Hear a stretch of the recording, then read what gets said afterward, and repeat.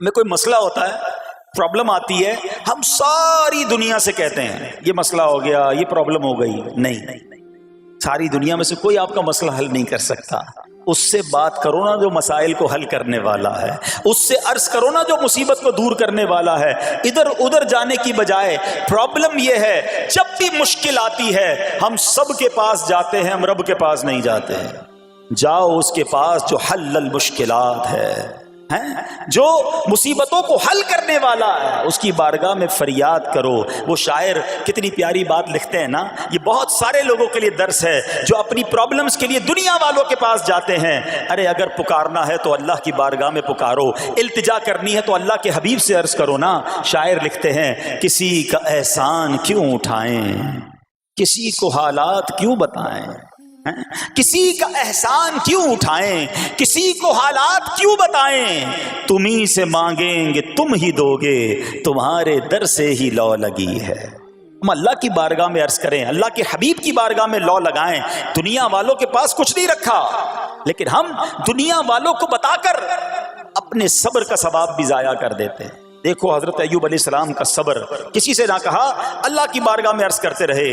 اب آپ کی آزمائش کا وقت پورا ہوتا ہے، دعا کرتے رہے، التجا کرتے رہے، صبر کرتے رہے.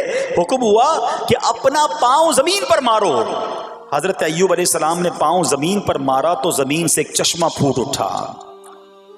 حکم الہی سے حکم دیا گیا کہ اب اس پانی سے غسل کرو. آپ نے جب اس پانی سے غسل کیا تو آپ کی تمام بیماریاں دور ہو گئیں. پھر آپ 40 قدم چلے، دوبارہ زمین پر قدم مارنے کا حکم دیا. قدم مارتے ہی ایک اور خوبصورت لذیذ ٹھنڈے پانی کا چشمہ نمودار ہوا. پانی ٹھنڈا، میٹھا اور لذیذ تھا.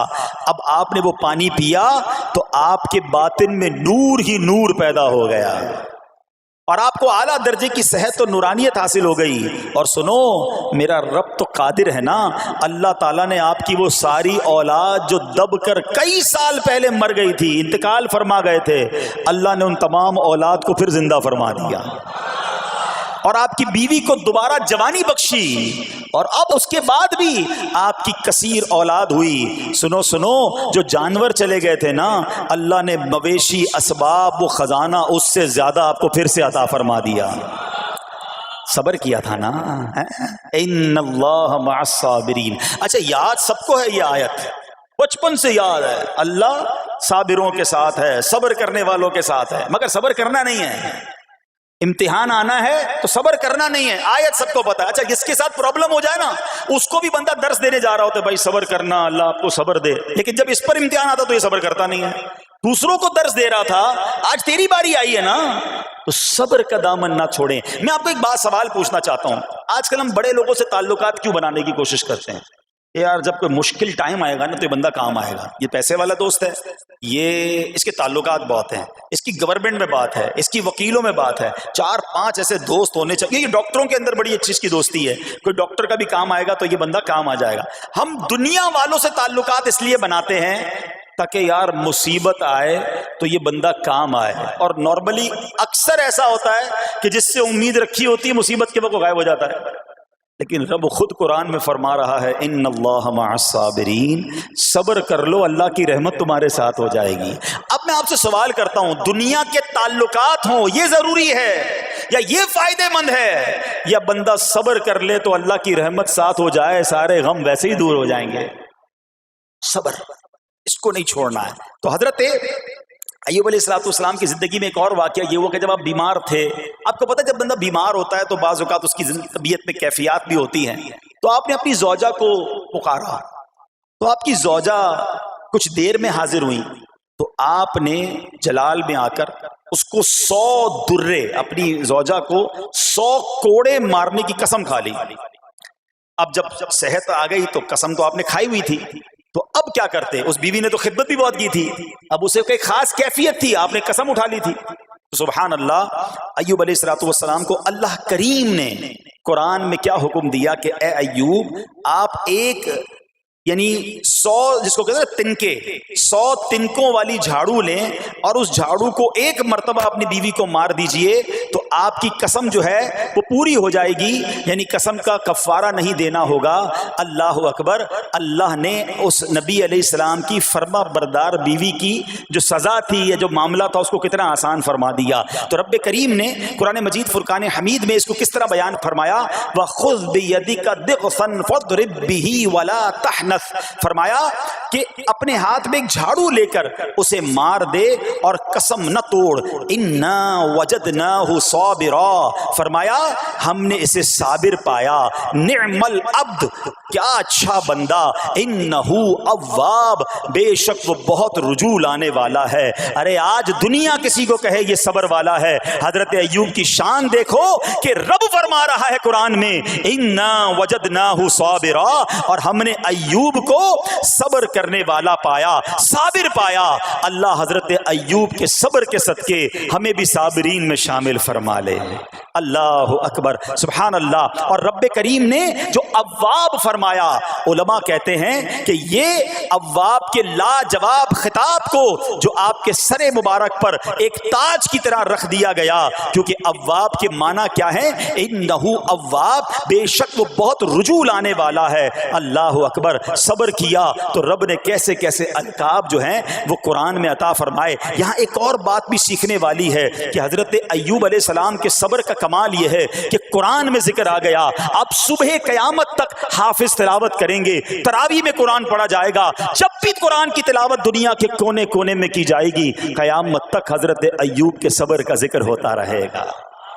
جب آپ صبر کرتے ہیں اللہ رسول کو راضی کر لیتے ہیں، اللہ ان ناموں کو بلند فرما دیتا ہے۔ بہرحال میرے پیارے اسلامی بھائیوں، اب یہاں تھوڑا سا ایک شرعی مسئلہ بھی سمجھ لیں۔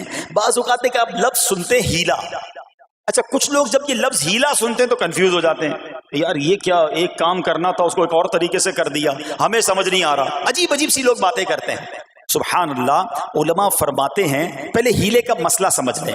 فتاوی عالمگیری میں ہے جو ہیلا کسی کا حق مارنے یا اس میں شبہ پیدا کرنے یا باطل ذریعے سے فریب دینے کے لیے کیا جائے وہ مکروہ ہے، اور جو ہیلا اس لیے کیا جائے کہ آدمی حرام سے بچ جائے یا حلال کو حاصل کر لے وہ اچھا ہے۔ انما الاعمال بالنیات، غلط نیت سے ہیلا کہ کسی کا حق دبا لوں یا معاذ اللہ زکوٰۃ ادا ہی نہ کرنی پڑے، اللہ کو کوئی دھوکہ نہیں دے سکتا، اللہ دیکھ رہا ہے کہ اس کی نیت کیا ہے۔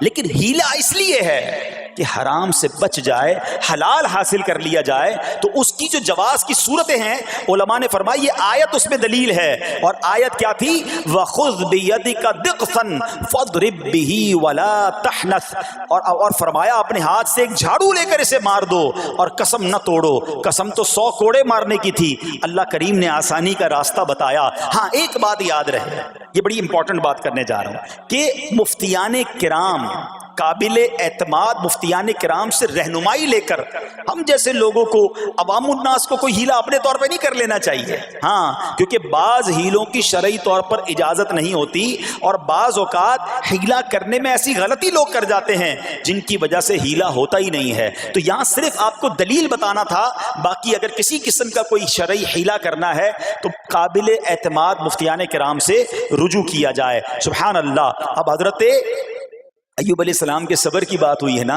اللہ نے پتہ ہے آپ کو کتنا مقام عطا فرمایا کہ نبی کریم صلی اللہ تعالی علیہ وآلہ وسلم نے ارشاد فرمایا، حضرت ایوب لوگوں میں سب سے بڑھ کر عالم، صابر اور غصہ پینے والے تھے۔ حضرت ابن مسعود رضی اللہ تعالیٰ عنہ سے مروی ہے کہ حضرت ایوب علیہ السلام قیامت کے دن صبر کرنے والوں کے سردار ہوں گے۔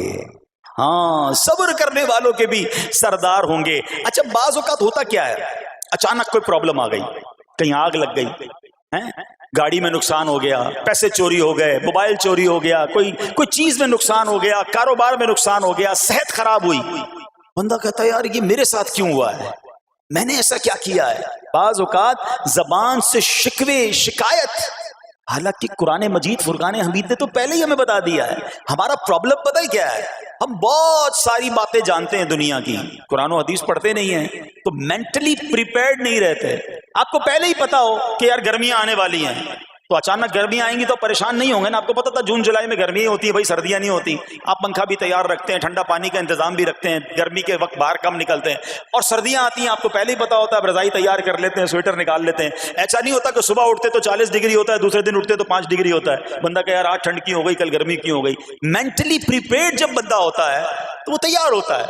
اگر جو قرآن پڑھنے والا ہے, حدیث پڑھنے والا ہے, اس کو تو پہلے ہی مینٹلی پریپیئرڈ ہونا ہے. کیوں؟ قرآن کا وعدہ ہے نا, قرآن کا اعلان سنو.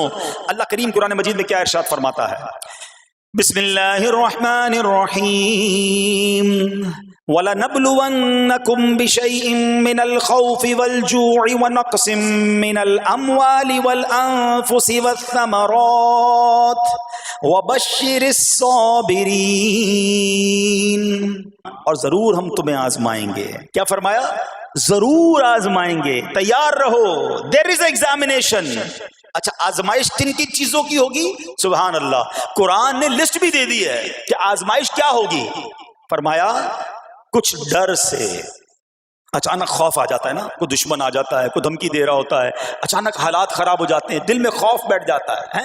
پھر فرمایا بھوک سے, مال کم ہو گیا, تنگی آ گئی تو بھوک سے. پھر فرمایا کچھ مالوں اور جانوں اور پھلوں کی کمی سے. کبھی کاروبار میں نقصان ہوگا, کبھی کسی کے باغات ہے تو باغ فصل اجڑ سکتی ہے, آپ کو کوئی نقصان ہو سکتا ہے, کسی جگہ آگ لگ سکتی ہے, اور جانوں کی کمی سے بیماری بھی آ سکتی ہے. مگر آگے کیا فرمایا؟ وَبَشِّرِ الصَّابِرِينَ, خوشخبری سنا ان صبر والوں کو. اور جب سبحان اللہ یہ ایگزام آتا ہے نا, جو اس ایگزام سے نکل جاتا ہے تو رب نے فرمایا خوشخبری ہے. اللہ اکبر. ہم نے زندگی میں دیکھا ہے جس نے مصیبت پر صبر کیا, اللہ کی رضا پر راضی رہا, اللہ نے مشکل سے بھی نکالا اور پہلے سے اسے زیادہ عطا فرما دیا. ہمارا پرابلم ہی ہم ٹیسٹ میں فیل ہو جاتے ہیں. جیسے امتحان شروع ہوا, واویلا شروع, شور شروع, شکوے شروع, سب کو بتانا ہے. حالانکہ کر کوئی نہیں سکتا, لیکن سب کو بتائیں گے. نہ کرو ایسا, میں جانوں میرا رب جانے, مجھے کیوں کسی کو بتانا ہے. ہاں وہ کریم ہے, وہ دیکھ رہا ہے کہ میرا بندہ صبر کر رہا ہے. سبحان اللہ. حضرت سیدنا امام ابو جعفر محمد بن جریر تبری تفسیر تبری میں اس آیت مبارک کے تحت فرماتے ہیں, یعنی ہم تمہیں دشمن کے خوف, قحط سالی, شدید بھوک و فقر و فاقہ, فصلوں کی کمی, مقاصد کے حصول میں مشکلات, کفار سے جنگ کے دوران افرادی قوت میں کمی اور اہل و عیال کی موت وغیرہ کے ذریعے آزمائیں گے. اور یہ سب چیزیں بطور امتحان ہوں گی تاکہ تمہارے سچے جھوٹوں سے اور اہل بصیرت منافقوں سے جدا ہو جائیں. یعنی اس ٹیسٹ میں پتا چل جائے گا کون اللہ والا ہے, کون صبر والا ہے, کون اللہ کی رضا پر راضی رہنے والا ہے. سنو سنو, جب یہ تکلیف آتی ہے نا تو اس کا پھر اجر کتنا ملتا ہے. شہنشاہ نبوت, مخزن جود و سخاوت صلی اللہ تعالی علیہ وسلم نے ارشاد فرمایا, جو دنیا میں ہی اپنی ہر خواہش کی تکمیل کر لے تو یہ چیز آخرت میں اس کے اور اس کی خواہش کے درمیان آڑ اور پردہ بن جائے گی. اور جو مالداروں کی زینت کی طرف اپنی نگاہیں دراز کرے تو وہ آسمان والوں کے سامنے بے عزت ہو جاتا ہے. اور جو شدید بھوک پر صبر کرے, اللہ عز و جل اس کو جنت الفردوس میں جہاں چاہے گا ٹھکانہ عطا فرمائے گا.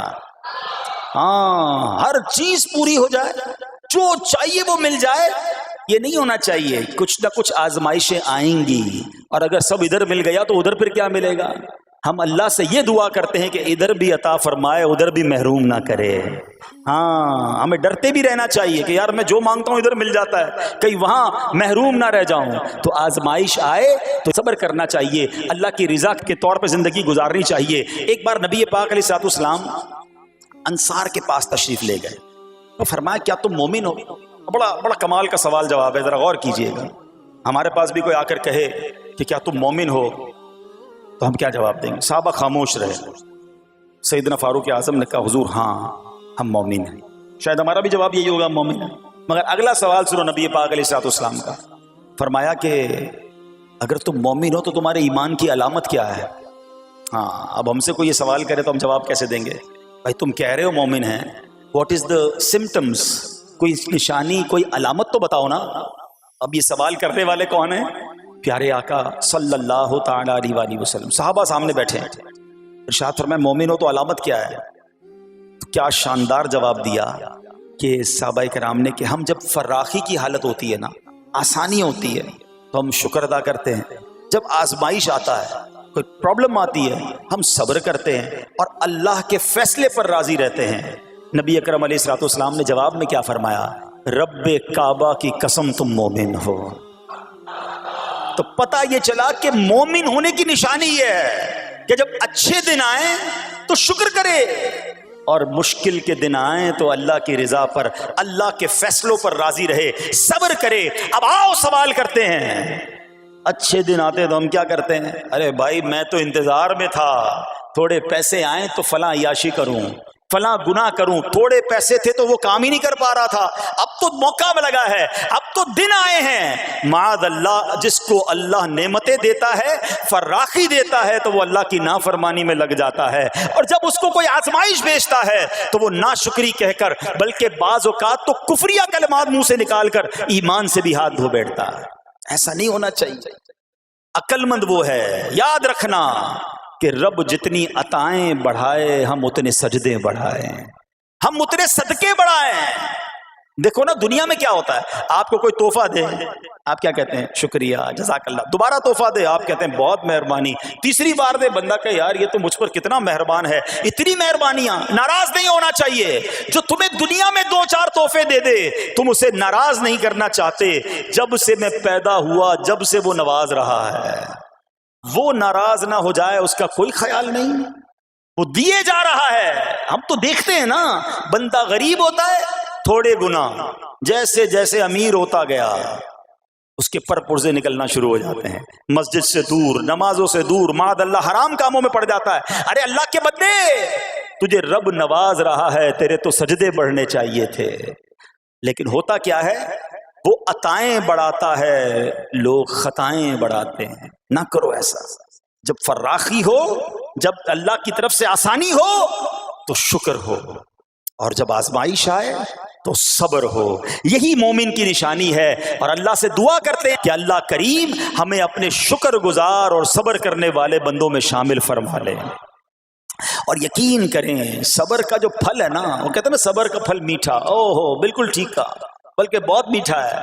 سنو، اللہ عز و جل فرماتا ہے کہ جب میں کسی بندے کو بیماری میں مبتلا کروں، ہو سکتا ہے یہاں بھی میرا کوئی بھائی بیمار بیٹھا ہو، مدنی چینل کے ناظرین میں سے کوئی بیمار بیٹھا ہو، دیکھو بیماری آئے نا، شکوہ مت کرنا، صبر کرنا۔ فضیلت سنو، حدیث قدسی ہے، اللہ فرماتا ہے جب میں اپنے کسی بندے کو بیماری میں مبتلا کروں اور وہ اس پر صبر کرے، کسی سے شکایت نہ کرے، تو میں اس کے گوشت کو اچھے گوشت سے اور اس کے خون کو اچھے خون سے بدل دیتا ہوں۔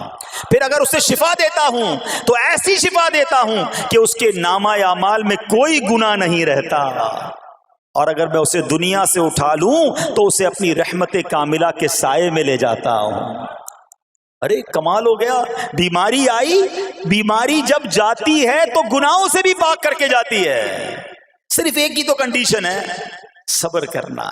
بیماری آئی، صبر کرنا، ہاں کسی سے بات نہ کریں، شکوہ نہ کریں، اللہ کی بارگاہ میں عرض کریں مولا تیری مہربانی، ہاتھ میں درد ہے باقی جسم تو سلامت ہے، اے اللہ آنکھ میں درد ہے باقی جسم تو سلامت ہے، اے اللہ گردوں میں پرابلم ہے میرا باقی جسم تو سلامت ہے، یہ بھی تیری مہربانی ہے۔ اللہ کرے کہ ہم شکر گزار بندے بن جائیں، کیونکہ یہ بیماری تو ہمارے گناہ معاف کروانے آئی تھی، مگر افسوس یہ ہے کہ جو گناہ معاف کروانے والا کام ہمارے ساتھ ہوا اس میں بھی ہم نے اللہ کو ناراض کر دیا اور شکوے شکایات کی۔ سنو سنو، اس نے اخلاق کے پیکر نبیوں کے تاجور صلی اللہ تعالی علیہ وسلم نے ارشاد فرمایا، ابھی تو صرف بیماری کی بات ہوئی نا، اب آؤ اگر کسی کو کاروبار میں نقصان ہو گیا، کسی کے پیسے کم ہو گئے، کسی کی جان و مال کا کوئی نقصان ہوا، کوئی آگ وغیرہ لگ گئی، سنو اللہ کے حبیب علیہ الصلوۃ والسلام فرماتے ہیں کہ اللہ ارشاد فرماتا ہے، پھر حدیث قدسی ہے کہ جب میں اپنے کسی بندے کے بدن یا اس کے مال یا اس کی اولاد کی طرف کوئی سختی بھیجوں، پھر وہ صبر جمیل کے ساتھ اس کا استقبال کرے، تو قیامت کے دن مجھے اس سے حیا آئے گی کہ میں اس کے لیے میزان قائم کروں یا اس کا نامہ اعمال کھولوں۔ ہائے ہائے ہائے، سمجھتے ہو اس کا مطلب؟ اللہ فرما رہا ہے مجھے حیا آئے گی کہ اپنے بندے سے اب کیا حساب لوں. جب آزمائش بھیجی تھی تو اس نے صبر کیا تھا, اس نے شکوہ نہیں کیا تھا. خدا کی قسم میں آپ سے پوچھتا ہوں, میرا کوئی نقصان ہو جائے اور قیامت کے دن میرا نامہ اعمال نہ کھولا جائے, مجھے اللہ کی بارگاہ میں حساب نہ دینا پڑے, مجھے بتاؤ یہ دنیا کے حساب نقصان کی کیا حیثیت ہے اگر ادھر بخشا جائے. سنو تو صحیح, رب فرما رہا ہے کہ مجھے حیا آتی ہے کہ اس کے لیے میزان قائم کروں یا اس کا نامہ اعمال کھولوں. ارے یہ ساری دنیا کی دولت, یہ ساری دنیا کی آسائش ایک طرف, اگر قیامت کے دن حساب کتاب میں آسانی مل جائے, اللہ بلا حساب جنت میں داخل کر دے, اس سے بڑھ کر کوئی نعمت نہیں. مگر آج افسوس یہ ہوتا ہے کہ اگر کسی پر امتحان آتا ہے وہ اس امتحان میں فیل ہو جاتا ہے. اس حدیث میں ایک لفظ استعمال ہوا صبر جمیل کے ساتھ. اب یہ بھی بڑا مسئلہ ہے کہ لوگوں کو یہی نہیں پتا کہ صبر جمیل ہے کیا. لوگ کہتے تو بہت ہیں اللہ پاک آپ کو صبر جمیل عطا فرمائے, اب اس سے پوچھو بھائی صبر جمیل کی تعریف کیا ہے, تو پھر تعریف نہیں پتا ہوتی. یہ کسی جمیل بھائی کا صبر نہیں ہے کہ جس کو صبر جمیل کہا جاتا ہے. صبر جمیل کی تعریف سمجھو. علماء کہتے ہیں کسی مصیبت زدہ اور غیر مصیبت زدہ کو برابر میں دیکھو, مگر دونوں میں کوئی فرق نظر رہا ہے.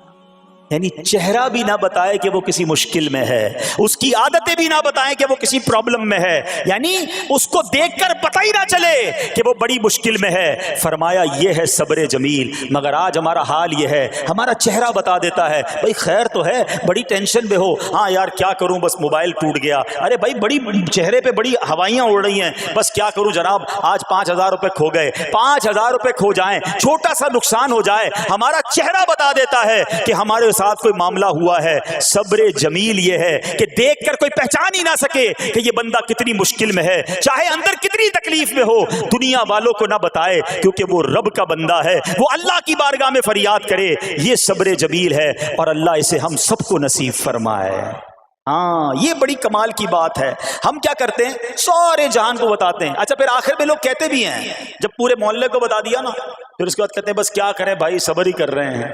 اب آپ صبر نہیں کر رہے حضرت, ہاں آپ کا صبر چلا گیا, آپ نے ساری دنیا کو تو بتا دیا.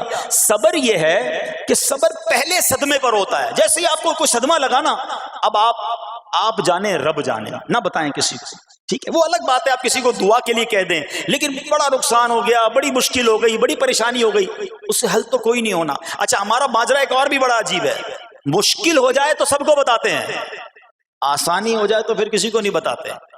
5,000 کا نقصان سارے محلے کو پتا ہے, 50,000 کا فائدہ ہوا پھر کسی کو بتایا آپ نے؟ نہیں یار بتاؤں گا تو نظر لگ جائے گی. گھر والوں کو تو بالکل بھی نہیں بتاؤں گا, خرچہ بڑھا دیں گے. گھر والوں کو ساری ٹینشن کی خبریں جا کے دے رہے ہوتے ہیں, مارکیٹ میں بڑا نقصان ہو گیا, آج بڑا مندہ ہے, ارے بھائی کاروبار بالکل نہیں ہے, تاکہ گھر والوں کا خرچہ روک سکے. اور جیسے ہی کاروبار اچھا ہو گیا گھر جاتے پھر بھی وہی والا منہ بنا لیتے ہیں تاکہ ان کو پتہ نہ چلے میں بڑے پیسے کمانے لگا ہوں. یہ نہ کیا کریں. ہاں ٹینشن آپ کسی کو بتا کر اپنا صرف ثواب ضائع کرتے ہیں, باقی کچھ نہیں ہوتا. کرنا رب نے ہے, اور یہ اگر آزمائش میرے درجے بلند کرنے آئی ہے, اگر یہ آزمائش مجھے اللہ کے قریب کرنے آئی ہے, تو پھر تو اس کا استقبال ہونا چاہیے نا. ہاں ہمارے بزرگان دین تو آزمائشوں کا استقبال کیا کرتے تھے. اور سنو, یہاں ہو سکتا ہے کہ میرا کوئی نابینا بھائی بیٹھا ہو. بعض اوقات ایسا بھی ہوتا ہے کہ اچانک کسی کی بینائی چلی جاتی ہے, آنکھیں ٹھیک ہوتی ہیں اور اچانک ایکسیڈنٹ ہوا یا کوئی واقعہ ہوا ہے, بہت بڑی آزمائش. اللہ اس آزمائش سے ہمیں محفوظ رکھے. مگر دیکھو میرے رب کی شان دیکھو, جب بھی کوئی تکلیف آتی ہے نا, بندہ صبر کرے, اس تکلیف کا اجر تیار ہے, اس کا کمال سے اس کی رحمت تیار ہے, رحمت کی برسات تیار ہے. سنو اللہ فرماتا ہے کہ اے جبرائیل, جب میں اپنی کسی بندے کی بینائی لے لوں تو اس کا اجر یہ ہے کہ میں اسے اپنے دیدار سے مشرف فرماؤں گا. ہاں آنکھیں گئی ہیں مگر اللہ فرماتا ہے میں اپنا دیدار کرواؤں گا, بس صرف صبر کرنا ہے. اسی طرح میرے پیارے اسلامی بھائیوں, بعض لوگوں کے یہاں بچے کا انتقال ہو جاتا ہے, چھوٹے چھوٹے بچوں کا انتقال ہو جاتا ہے, یا بعض اوقات پیدائشی بچہ مرا ہوا ہوتا ہے, پیدا اس کا انتقال ہو جاتا ہے, یا بعض اوقات ولادت سے پہلے ہی بچہ ضائع ہو جاتا ہے. بہت شور, بڑا واویلا, بڑا رونا پیٹنا گھروں میں ہوتا ہے. مت کیا کرو ایسا. یقین کریں یہ بہت بڑا انعام تمہیں ملنے جا رہا ہے. ایسا نہ ہو یہ رونا پیٹنا، یہ بے صبری، یہ اللہ کی بارگاہ میں شکوے شکایات، اتنے بڑے تم اجر سے محروم رہ جاؤ۔ سنو، اللہ کے آخری نبی صلی اللہ تعالی علیہ وسلم نے فرمایا جس مسلمان جوڑے کے 3 بچے انتقال کر جائیں، اللہ عز و جل ان بچوں پر فضل و رحمت کرتے ہوئے ان دونوں یعنی ماں باپ کو جنت میں داخل فرمائے گا۔ صحابہ کرام نے عرض کی کسی کے 2 بچے، فرمایا 2 بچے بھی، پھر عرض کی اور 1، فرمایا 1 بھی، پھر فرمایا اس ذات کی قسم جس کے قبضہ قدرت میں میری جان ہے، جس عورت کا کچا بچہ فوت ہو جائے یعنی حمل ضائع ہو جائے اور وہ اس پر صبر کرے تو وہ بچہ اپنی ماں کو اپنی ناف کے ذریعے کھینچتا ہوا جنت میں لے جائے گا۔ یہ تو جنت کا ٹکٹ تھا، مگر شکوے شکایات، الامان والافیز، گھر میں موت میت کو نقصان ہو جائے، ہماری عورتیں ہمارے گھر کے افراد وہ واویلا کرتے ہیں۔ معاذ اللہ، بعض اوقات تو کفریہ کلمات زبان پر ہوتے ہیں، معاذ اللہ ثم معاذ اللہ، کہتے کہ اللہ کو ہمارا ہی گھر ملا تھا، اتنے چھوٹے بچے کا کیا قصور تھا؟ استغفر اللہ۔ یہ تمہارے جملے، ایک تو گھر میں مصیبت پہلے ہی آئی ہوئی ہے اور تم اللہ پر اعتراض کر کے معاذ اللہ اللہ کو ظالم کہہ کے اپنا ایمان بھی ضائع کر بیٹھے، یہ تو اس سے بڑی مصیبت ہو گئی نا۔ تو نہ کریں ایسا، سیکھو۔ آج میں نے آپ کے سامنے حضرت ایوب علیہ السلام کی سیرت اور قرآنی واقعہ بیان کیا کہ سب کچھ چلا گیا مگر وہ اللہ کی رضا پر راضی تھے، رب نے انہیں صبر کرنے والا بندہ بھی فرمایا اور ساری نعمتیں پہلے سے زیادہ عطا فرما دی۔ ہاں بالکل نوازا جائے گا، صبر کا دامن اگر نہ چھوڑیں۔ سنو ہمارے اسلاف کیسے صبر کرتے تھے۔ حضرت سیدنا فتح موصلی رحمت اللہ تعالی علیہ کی زوجہ محترمہ رضی اللہ تعالی عنہا کا پاؤں پھسل گیا اور ان کا ناخن ٹوٹ گیا، وہ مسکرانے لگی۔ اللہ اکبر، کبھی کبھی ہمارا بھی ناخن ٹوٹا ہوگا، بہت تکلیف ہوتی ہے، ناخن ٹوٹے تو جان نکل جاتی ہے، مگر آپ مسکرانے لگی۔ کسی نے پوچھا کہ آپ کو ناخن ٹوٹنے کا درد نہیں ہوا، آپ مسکرا رہی ہیں؟ تو فرماتی ہیں کہ اس درد پر جو ثواب ملے گا نا، مجھے درد پر صبر کروں گی اور جو مجھے اس پر ثواب ملے گا تو اس ثواب کے تصور نے میرے درد کی تلخی کو دور کر دیا۔ ہائے ہائے ہائے، یہ ہیں اللہ والے۔ ہاں، صبر کرنا کوئی ان سے سیکھے۔ میرے پیارے اسلامی بھائیوں، احادیث میں، روایتوں میں یہ مضمون ملتا ہے کہ اللہ کریم کی بارگاہ میں بندے کا کوئی درجہ رکھا ہوتا ہے، یعنی اللہ کی رضا یہ کہ بندہ اس سٹیج تک پہنچ جائے، اس درجے تک پہنچے، مگر وہ نماز کے ذریعے، روزوں کے ذریعے، عبادتوں کے ذریعے اس درجے تک نہیں پہنچتا، پھر اللہ اس پر آزمائش بھیجتا ہے کہ میرا بندہ صبر کر لے تاکہ صبر کر کے اس درجے کو حاصل کر لے۔ ہائے ہائے، یعنی مجھ پر کوئی آزمائش آئی تھی میرے درجے بڑھانے، مگر ہائے میری بے صبری کہ میں نے وہ درجہ پانے کا موقع ضائع کر دیا، میں نے وہ ثواب پانے کا موقع ضائع کر دیا۔ خدا را یاد رکھنا، اگر کسی آزمائش سے گزر رہے ہو تب بھی، اور اگر آئندہ کوئی آزمائش آئے، صبر کا دامن نہ چھوڑنا، یہ تصور کر لینا کہ یہ میرے گناہ معاف کرنے کا ذریعہ بن رہا ہے، یہ میرے درجے بڑھانے کا ذریعہ بن رہا ہے۔ اور سنو، جب مصیبت آئے تو پڑھنا کیا ہے؟ رسول اللہ صلی اللہ تعالی علیہ وآلہ وسلم نے فرمایا جو مصیبت کے وقت انا للہ و انا الیہ راجعون کہتا ہے تو اللہ عز و جل اس کی پریشانی دور فرما دیتا ہے اور اس کے کام کا انجام اچھا فرماتا ہے اور اسے ایسا بدل عطا فرماتا ہے جس پر وہ راضی ہو جاتا ہے۔ تو یہ پڑھ لیں، لیکن شکوہ نہ کریں، دنیا والوں کو بتانے کی حاجت نہیں۔ اچھا، وہ جو میں بات کر رہا تھا کہ تکلیف سب کو بتانی ہے اور راحت کے بارے میں کسی کو کوئی شکر کرتا ہوا نظر نہیں آتا۔ ایک بار ایک شخص کے سر پر جو ہے نا وہ تکلیف ہوئی نا، سر میں درد ہو گیا، اس نے پٹی باندھی اور گھومنے لگا۔ اس زمانے میں حضرت رابعہ بصریہ رضی اللہ رحمت اللہ تعالی علیہ، اللہ کی بہت بڑی ولیاں ہیں، آپ نے اس کو دیکھا کہ کیوں پٹی باندھی ہے؟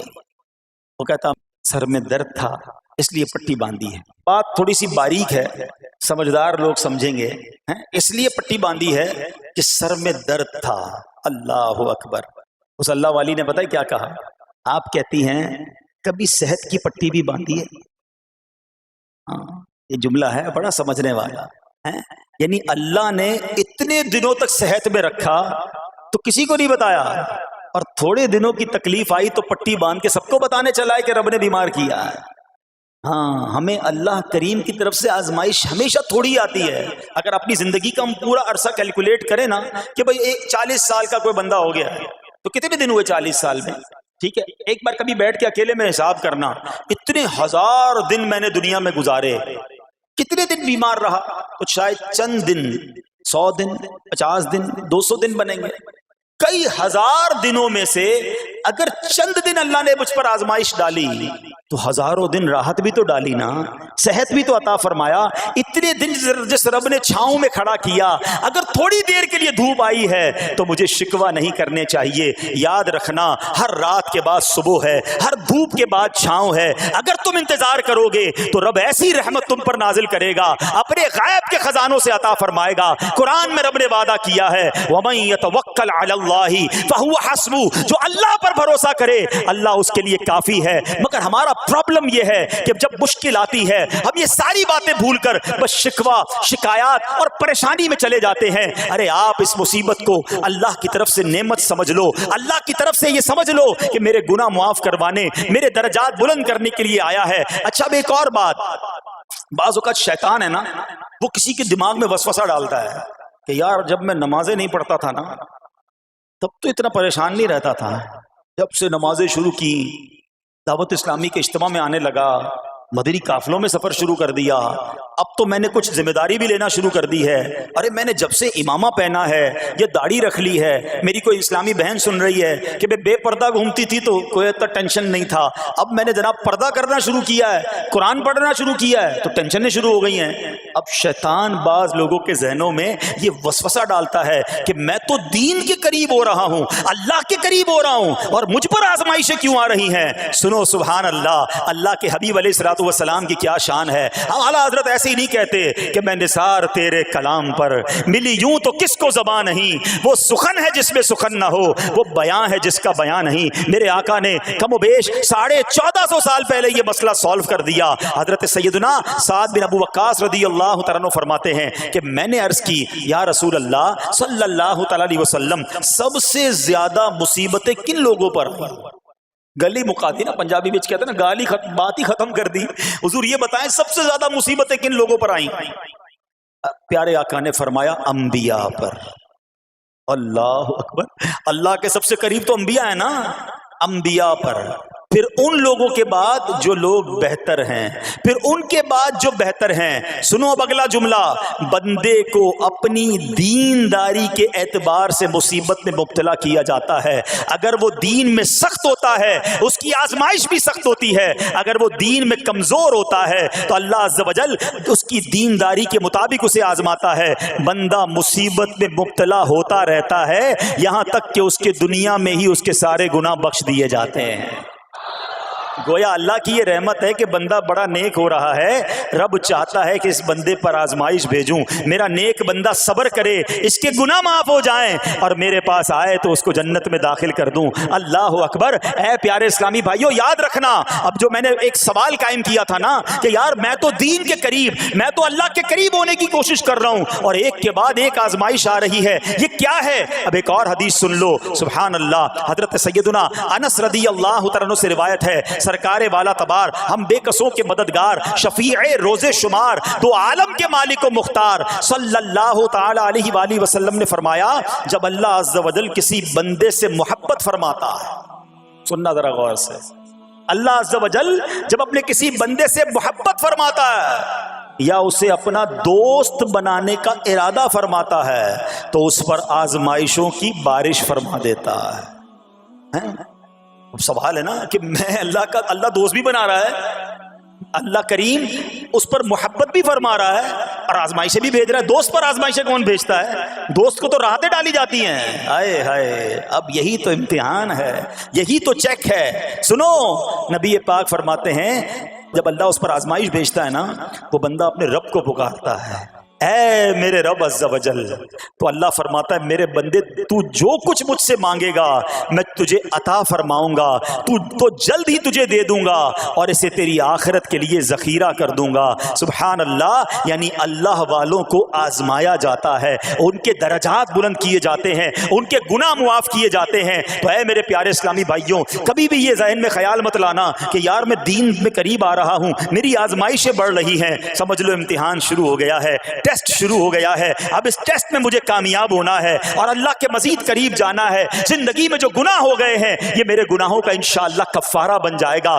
میرے درجات کی بلندی کا سبب بن جائے گا۔ اللہ سے عرض کرنا، اے مولا میں تیری رضا پر راضی، میں تیرے فیصلوں پر راضی، اب تک جو دیا تھا تو نے دیا تھا، یہ سب کچھ تیرا ہے، اے رب جب تو واپس لے گا میں اس پر راضی۔ جب یہ ثابت قدمی نصیب ہو گئی پھر دیکھو غیب کے خزانوں سے کیسا آپ کے دل پر سکینہ اترے گا، پھر کیسا آپ پر رحمتوں کا نزول ہوگا۔ تو اے میرے پیارے اسلامی بھائیوں، مصیبتیں آ چکی اور آنے بھی والی ہیں، پہلے ذہنی طور پر تیار رہنا، مگر صبر کرنا۔ یہ چند دنوں کی، چند گھنٹوں کی، چند لمحوں کی مصیبت ہے، مگر یہ تمہارے درجات کو بلند کر دے گی۔ رب کریم صبر کرنے والوں کو پسند فرماتا ہے، اور جو میں نے بات کہی تھی کہ صبر بھی کریں اور جب اللہ کریم کی طرف سے راحتیں آ جائیں تو شکر بھی کریں۔ کیا شاندار رب کا قرآن میں فرمان ہے، اللہ فرماتا ہے وَإِذْ تَأَذَّنَ رَبُّكُمْ لَئِن شَكَرْتُمْ لَأَزِيدَنَّكُمْ وَلَئِن كَفَرْتُمْ إِنَّ عَذَابِي لَشَدِيدٌ۔ اللہ قرآن میں فرماتا ہے اور یاد کرو جب تمہارے رب نے اعلان فرما دیا کہ اگر تم میرا شکر ادا کرو گے میں تمہیں اور زیادہ عطا کروں گا۔ ہاں شکر کرو رب اور دے گا، مگر اگلا حصہ سمجھنے والا ہے، اور اگر تم ناشکری کرو گے تو میرا عذاب سخت ہے۔